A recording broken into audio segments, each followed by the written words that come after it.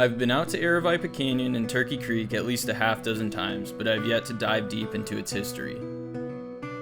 I'm always too focused on the beauty of the canyon itself to venture into the history that surrounds it. This region in the late 1800s was ripe with violence, discovery, and true frontiersmanship of the Wild West. Southern Arizona may not have the beauty of Colorado or Utah, but it has a uniqueness of its own. So stick around for some Arizona backcountry exploration on this episode of the White Dog Overland Experience.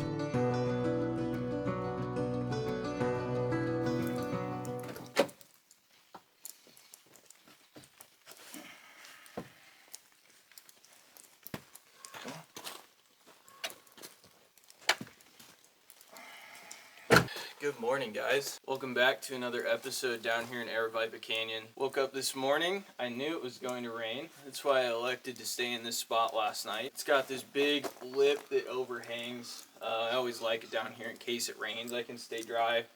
Obviously, I have the Rav, and this is her first big voyage after doing all the updates to the interior, to the shocks, everything. So, and let me tell you, last night was a big improvement sleeping over the first time I took it out. I left Tucson late and didn't end up getting into the canyon until well after dark. After not seeing another soul for miles, I knew I was in for a pretty spooky solo camp tonight.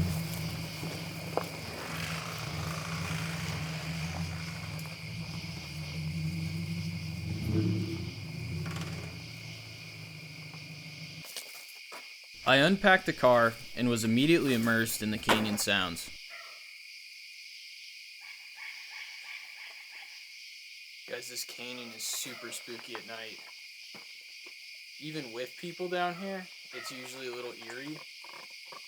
I haven't been out here by myself, so this is definitely extra spooky tonight.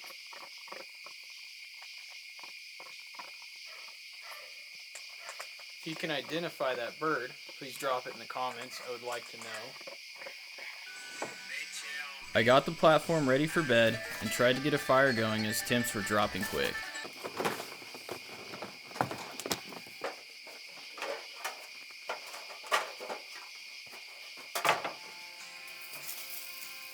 I then made a quick dinner and tried to enjoy the rest of the evening without giving myself the creeps. Solo camping is very refreshing, but it's hard to stay out much later than 8 when you have no one to enjoy the fire with. Tonight, I'll take you through a little more in-depth on exactly what I did past the point of where my build video stopped on this, because I did quite a few more improvements that really kind of helped this whole arrangement out. And I'm sure you probably noticed, yes, I did add an aftermarket muffler. And yes, it sounds pretty bad. I kind of sound like a Honda getting ready to kick into VTEC.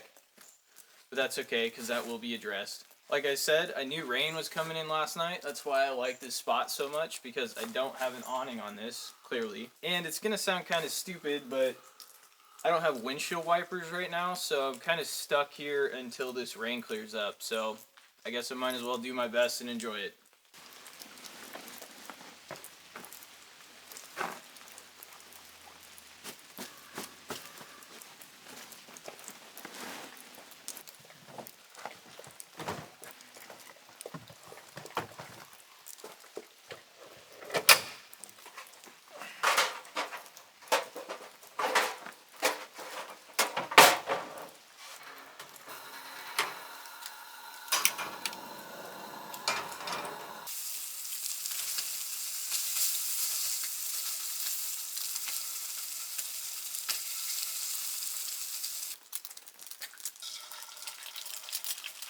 So this rain finally starting to clear up. Forecast said about 10. I think it's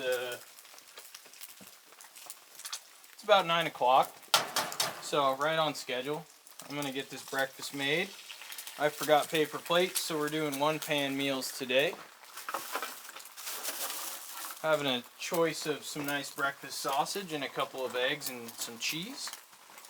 So I'm gonna cook this up. And we're going to head up to Parsons Grove.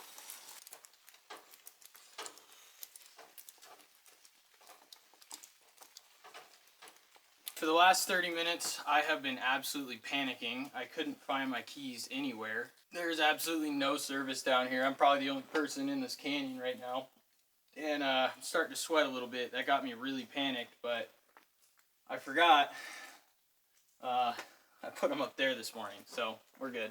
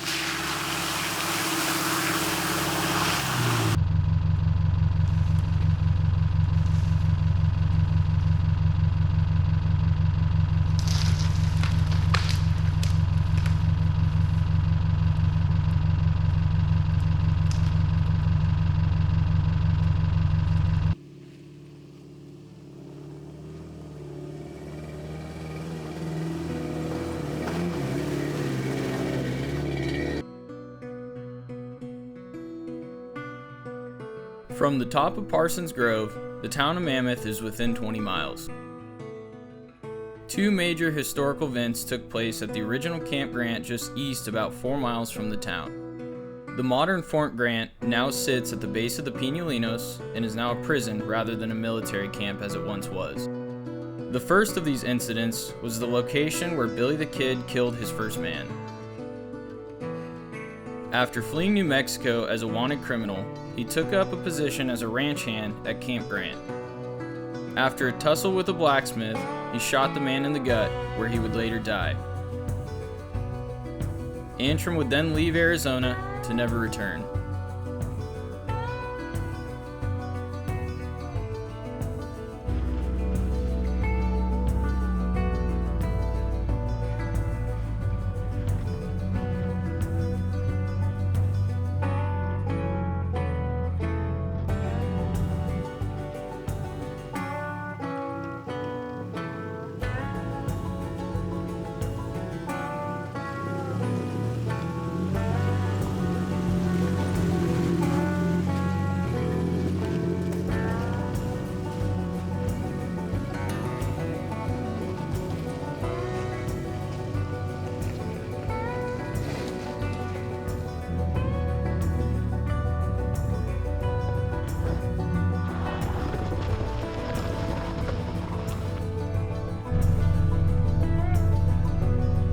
Well, guys, there is another huge storm pulling in here. I don't really want to be on top of this ridge line. If it gets flooded out, it's going to be a nightmare coming down.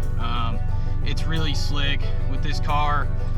There's no low gear, so it's pretty much pinned to win it. And there's a couple hill climbs coming up that I'm not confident in. So I don't think I'm going to be making it to Parsons Grove today. If I was in the tundra, it'd be a different case, but I don't want to risk it. I'm out here by myself. If I slide off, I almost did where I stalled last, where you saw that I was coming up an incline and just didn't have enough juice and slid back. I almost slid off the side. So I really don't want to do that because nobody knows where I am right now.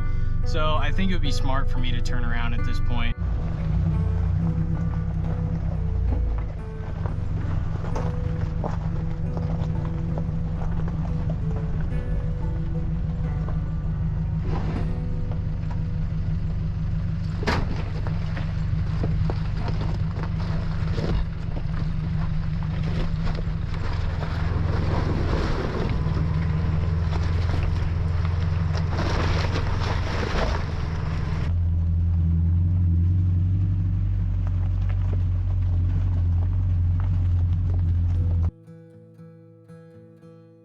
In April of 1871, a large group of Aravaipa Apaches surrendered to the U.S. cavalry. Later that month, a group of cavalrymen accompanied by 95 Tohono O'odham marched through the Aravaipa Canyon and onto the Apache camp. While the Aravaipa Apache men were off hunting in the mountains, the cavalry murdered and scalped 144 women and children in cold blood. After the men had returned to camp that night, their entire tribe had been wiped out. This massacre would set off a chain of events that would contribute to the brutality of the Apache Wars and the legends that surround it. Americans always claimed the Apaches were the most brutal participants in that 20-year conflict, but evidence clearly states otherwise. It's easy to call those people savages, and most people don't realize that the brutal mutilations the Apaches used were introduced by Europeans, such as scalping and other types of torture. There's always two sides to history, and sometimes the tales behind those stories are quite ambiguous. History is always written by the successor, but it doesn't take much research to understand what really may have taken place. Now I know why the reservations charge an arm and a leg for fishing permits and rec permits. The Apache's brutality should not be disregarded, but if someone broke down your front door, you probably wouldn't stand around and wait for the consequences.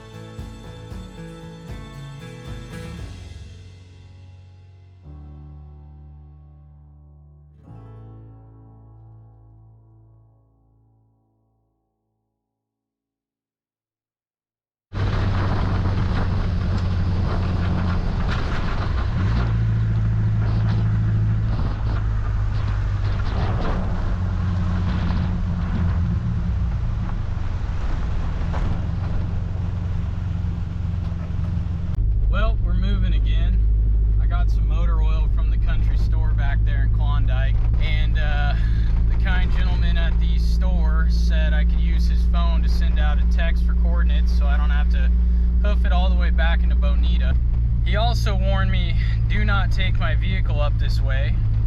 One, because the road is rough, and two, because the end section after the Santa Teresa's, it crosses through the San Carlos Apache Reservation, and it's hunting season, so those fellas are just sitting there waiting. Oh, this is really slick right here. This road is really, really mucky. Yeah, so he said don't take my car in there because the roads are bad and they are just waiting to catch you without a permit up there. So I'm not even gonna risk it, but I am gonna at least go to the town site and see how deep I can get, and we'll go from there.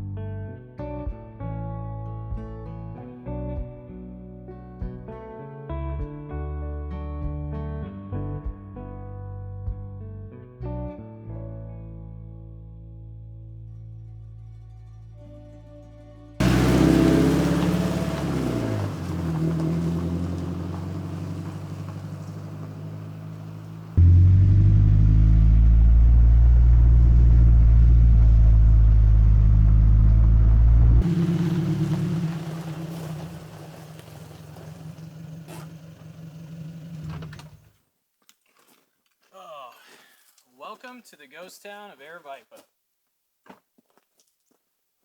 Come on.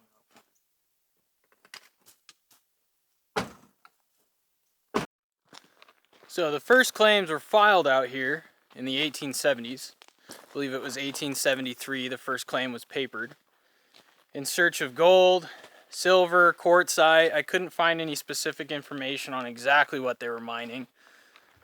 But as you can see here, these are pretty dilapidated. But by 1882, a man named Bert Dunlap was the ranch quartermaster out here, and the first post office was set up in 1883. The road I was on this morning is often referenced as Rug Road or Carpet Hill. There's still original rugs to help facilitate the mules packing mining carts out of this canyon and over into the Mammoth side, the Mammoth mining district. And by 1890, the population grew all the way to 17 people.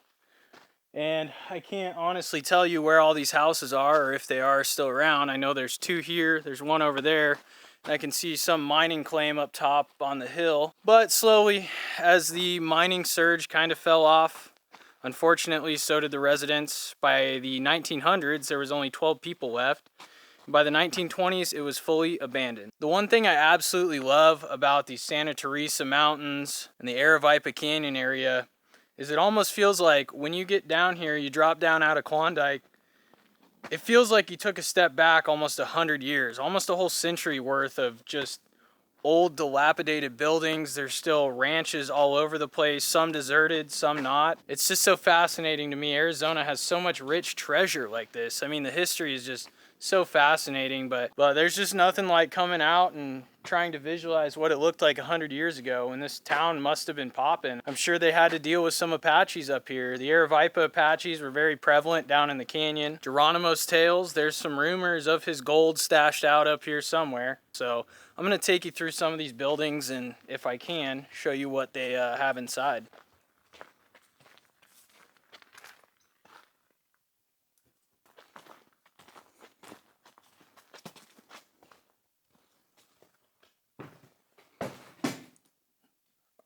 I guess this was a kitchen in here, maybe a bedroom. There's a bathroom over there.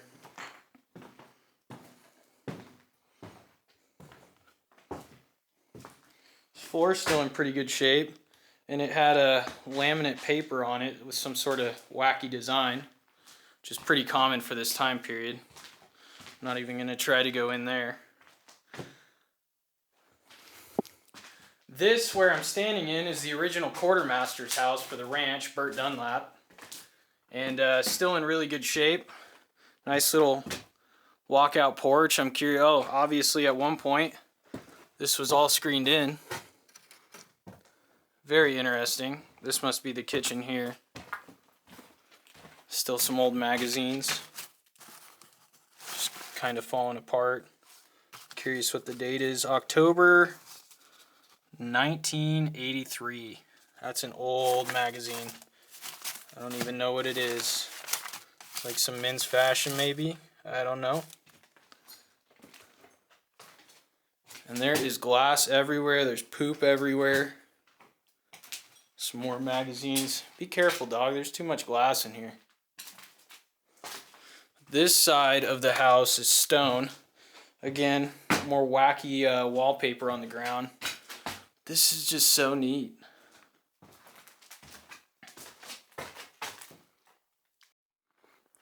There's another shack. Not entirely certain what this was. Maybe just more family housing. But as you can see, totally collapsed in. You can see that way, where's my finger? Way up there. That is an old mine shaft. That looks pretty cool. Looks like something they might have been pulling ore out of the ground. This right here looks like some sort of chassis, maybe for a mining truck or something like that. There's like an exhaust part right there, it looks like. Not sure exactly what that is. Here's the last house I could visually see. Like I said, I'm going to put my drone up and see what else is out here. But this one is totally blown out. Looks like we got an old fridge here.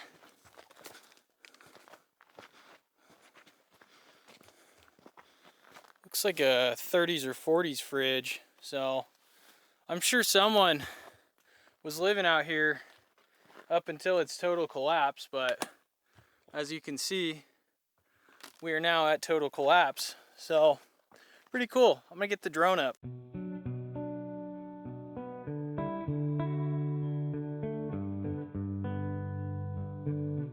Visiting places like this will always be my favorite thing to do in this state.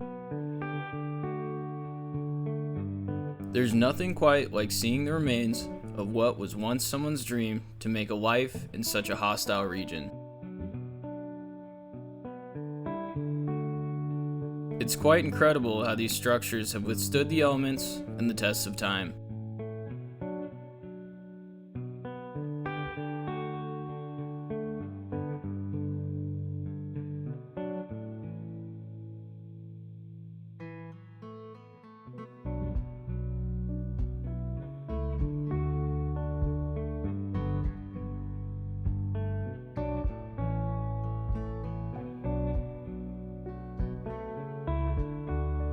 Well, darkness is going to be closing in about 3 hours. Looks like so is some rain, so I need to hit the road, get a camp spot set up, go back to a point I found service, text Hayden the location, and make camp.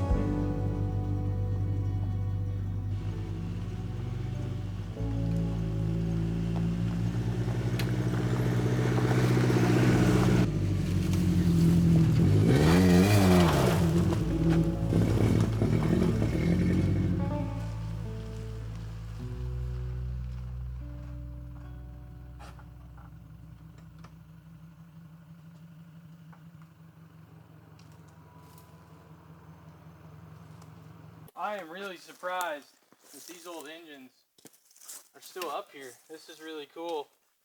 Looks like a huge, maybe 8-cylinder, maybe 12-cylinder. This thing is massive. I would assume that dilapidated mine shaft right there, these were used to pull carts out of the ground.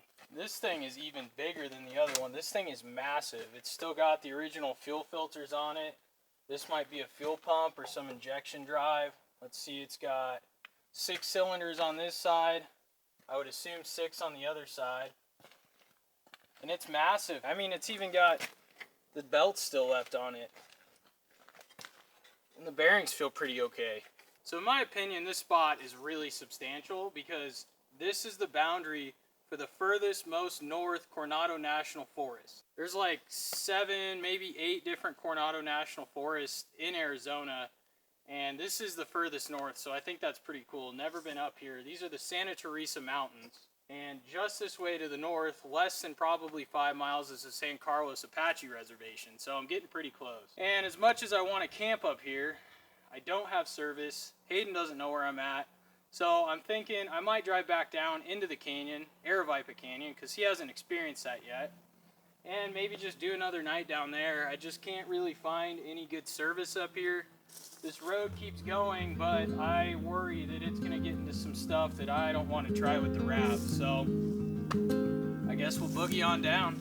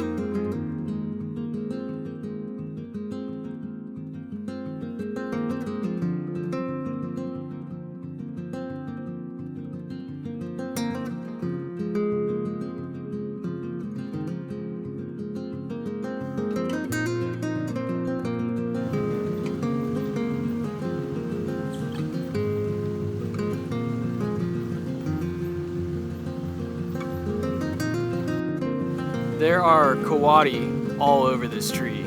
I've seen them in this exact spot before, but this is just, I've never seen this many.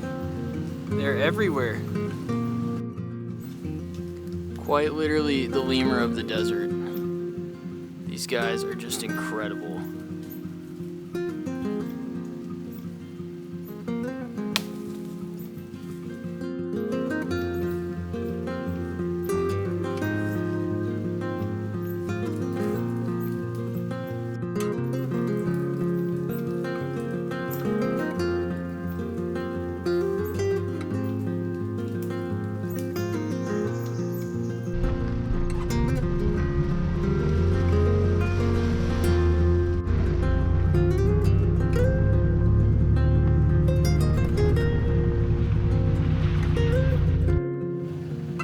There's just so much wildlife down here. It is just lush with vegetation, and these deer, coati, everything, they're just taking advantage of it.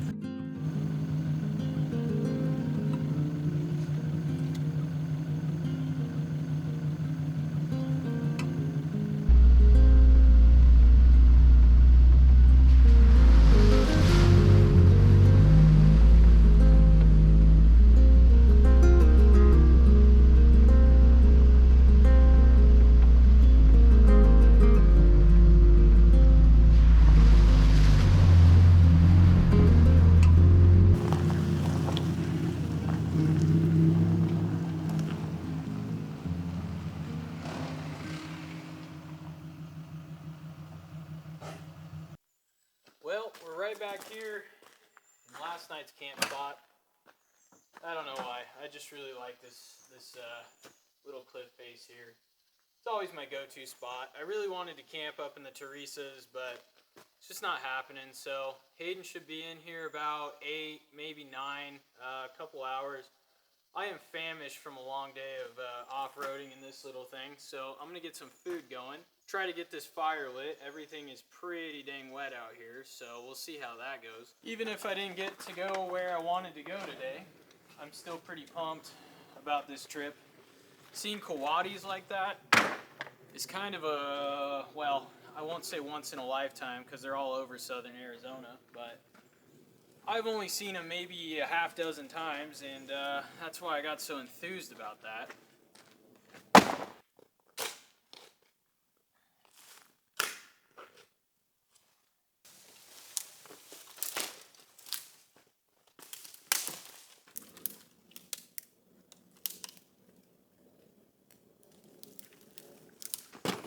So far, this car has been extremely reliable. I mean, it's a Toyota, what are you gonna do? They just keep going and going. It's pushing 300,000 miles, but I don't even question whether or not it's gonna get me home at the end of a trip.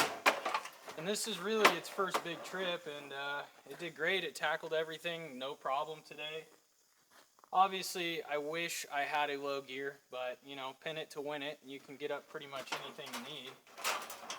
There was a couple points this morning where, when I was going up to Parsons Grove, kind of struggled. It was kind of slipping out, and brakes kind of felt funny. I think they were just wet. So, other than that, it's really been quite a dime on these trails. For the weekend type trips, this thing is ideal. I really don't need to bring that whole Tundra out here. It's so big.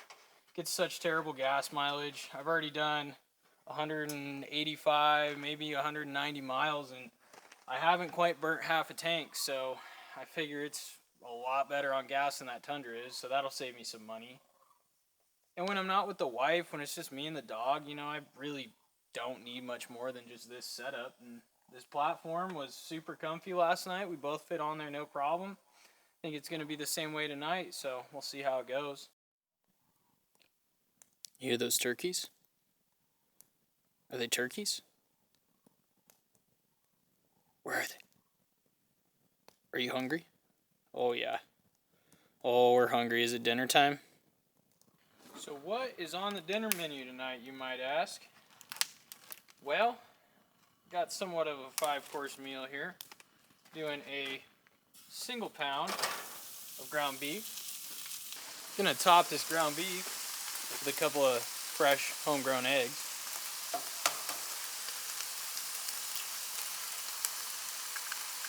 It almost kind of feels like I'm back on the carnivore diet unintentionally, which would probably be good for me to go back on. But since I forgot the bread and my chips and all my munchies and whatnot, just eating meat, just eating animal products this weekend, so I guess I can't complain. It's good for me.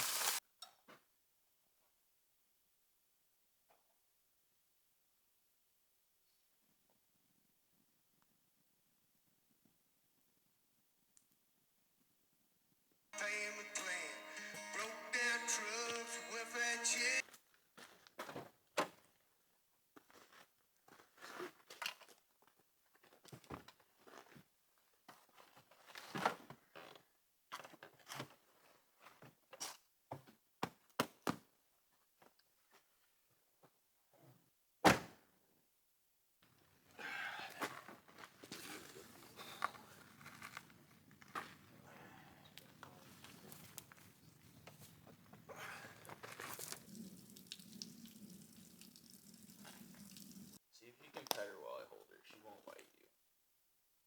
Oh, she doesn't like me, dude. Nice. Good girl. And then she likes it. You're gonna live like 2 minutes with me. I love like talking about it and looking at the shit. Yeah. Just like.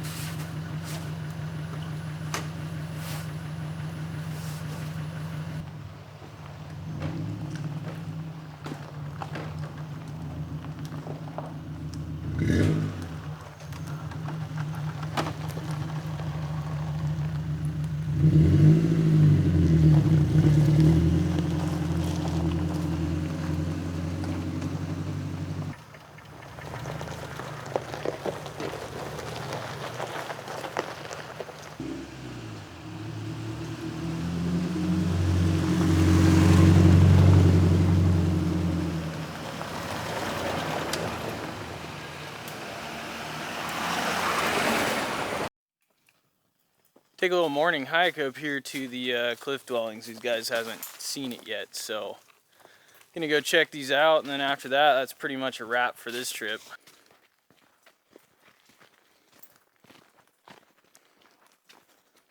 Pretty wild, right? Like predates, I think 1300. No way. Yeah, it's old.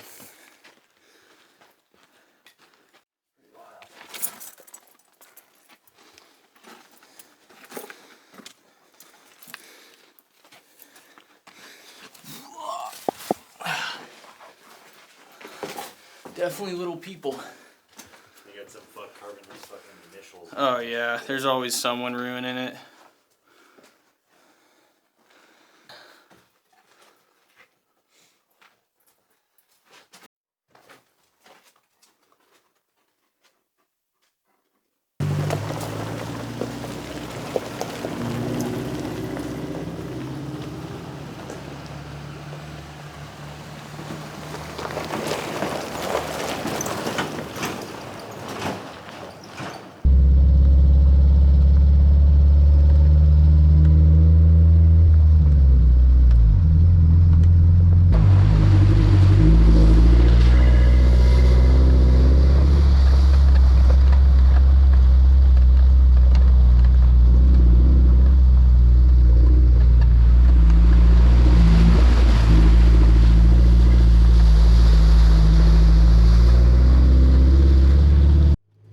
Well guys, that's gonna do it for this one. As always, it was my pleasure to bring you another video. If you enjoy this sort of history overlanding type mashup on a budget, please go ahead and smash the like button and maybe give me a subscribe. I really appreciate all you who are continuously giving me the support, really giving me the motivation to keep getting out here and doing this stuff. I just really love seeing all my family and my friends who I haven't seen in quite some time come and tell me that they've been watching my videos, they really enjoy it. So that's really just what keeps me out here, keeps me doing it. So, and the rest of you are great, and I really appreciate it. But until next time, I hope y'all are getting out and doing some adventuring of your own, and I will catch you on the next trip.